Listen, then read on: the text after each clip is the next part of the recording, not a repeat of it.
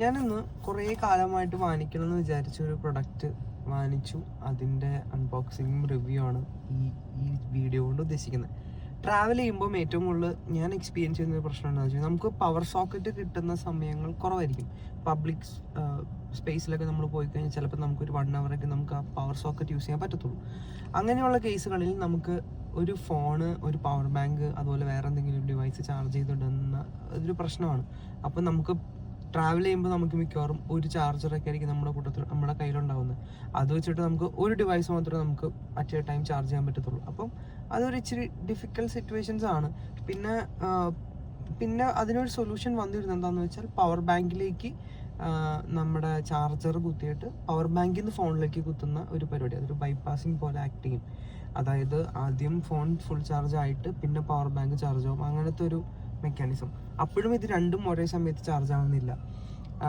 ആദ്യം phone charge ആയാൽ മാത്രമേ പിന്നെയാണ് പവർ ബാങ്ക് ചാർജ് ആവുക. അതല്ലെങ്കിൽ അതൊരു ബൈപ്പാസ് പോലെ വർക്ക് ചെയ്തുകൊണ്ടിരിക്കും.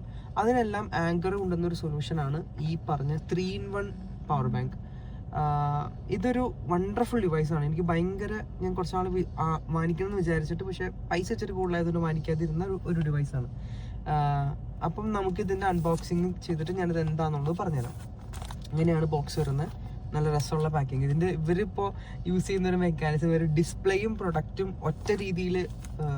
ഒറ്റ പാക്കേജിലാക്കി വെച്ചിരിക്കുക. അതുകൊണ്ടാണ് ഇത്രയും വലിയ പാക്കറ്റ്. ബേസിക്കലി ഇതാണ് ഈ പ്രൊഡക്റ്റ്. ഇത് വാങ്ങിക്കാനുള്ള സിറ്റുവേഷൻ കൂടെ ഞാൻ പറയാം.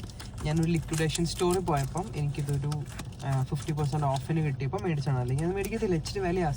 $60 എന്തുവാണ് വില. അപ്പം പക്ഷെ അത് അത്രയും എങ്ങനെയെങ്കിലും പ്രൈസ് ചെയ്യാൻ പറ്റി വാങ്ങിക്കാൻ ആഗ്രഹമുള്ളവർക്ക് മേടിക്കാം. ഞാൻ ആളല്ല.